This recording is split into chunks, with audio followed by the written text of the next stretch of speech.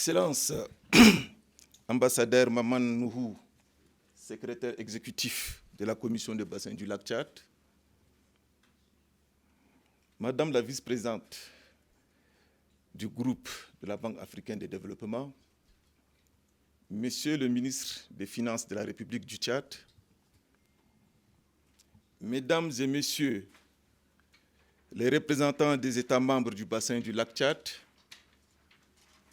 Mesdames et Messieurs les représentants des partenaires techniques et financiers, distingués invités, Mesdames et Messieurs, le Premier ministre de la République du Tchad,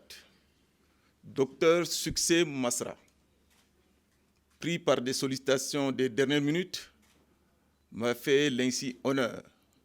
de le représenter à cette importante cérémonie pour les États membres de la CBLT. C'est donc pour moi un honneur et un plaisir, en ma qualité du président du Conseil des ministres de la CBLT, de prendre la parole à cette cérémonie solennelle de signature d'un protocole d'attente entre le groupe de la Banque africaine de développement BAD et notre institution commune de développement. Je voulais parler de la Commission des bassins du lac Tchad. De prime abord,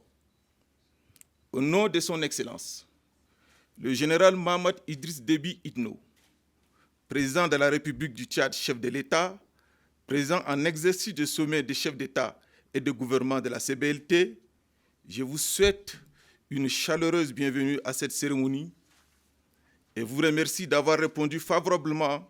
à l'invitation de la CBLT et de la BAD, nonobstant vos agendas très chargés. Le bassin du lac Tchad, qui fait vivre plus de 50 millions de personnes, est confronté depuis ces dernières années aux effets néfastes des changements climatiques avec ses corollaires sur l'avancée du désert et le rétrécissement de sa superficie. Les populations vivant dans cet écosystème se trouvent donc confrontées à de nombreux défis socio-économiques. À cela s'ajoute la situation d'insécurité causée par les groupes terroristes, entraînant des pertes de moyens de subsistance, la destruction des habitations, les déplacements forcés de populations en interne et au-delà de leurs frontières nationales. Ces multiples crises aggravent la vulnérabilité des populations, particulièrement des jeunes et des femmes, augmentent le taux de chômage, livrent les jeunes à la loisivité, à la consommation abusive des alcools et des drogues, ainsi qu'à l'enrôlement dans des groupes armés ou à l'immigration. Pour répondre à ces multiples défis, les États membres de la CBLT développent des collaborations avec les États partenaires techniques et financiers, dont la BAD, pour la mise en œuvre effective de ces documents de planification stratégique, dont le programme d'action stratégique PASS et la stratégie régionale de stabilisation et de redressement de la résilience des zones du bassin de lac Tchad affectées par la crise Boko Haram. Initialement prévue en mars 2022 à Dakar, la tenue de cette cérémonie aujourd'hui est la marque de la consolidation des bonnes relations qui existent entre le groupe de la BAD et la CBLT depuis plus de 2 décennies. Et comme confirme l'engagement continu de la BAD à la CBLT de ses États membres dans leurs efforts pour répondre à ces multiples défis de population du bassin. J'ai saisi donc cette occasion pour remercier le groupe de la BAD qui, grâce à son dynamisme et à son engagement, permet aujourd'hui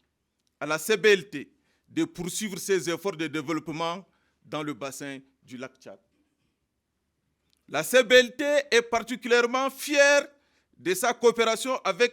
ces groupes, qui est le chef de file des bailleurs de fonds de la CBLT.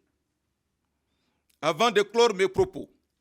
permettez-moi donc de remercier l'ensemble des acteurs qui nous accompagnent dans cette noble mission pour leur travail et leur engagement continu, ce qui permet de maintenir et de développer les actions pour la réalisation effective des missions de la CBLT nonobstant les aléas et les défis de tout ordre. Je vous remercie pour votre aimable attention.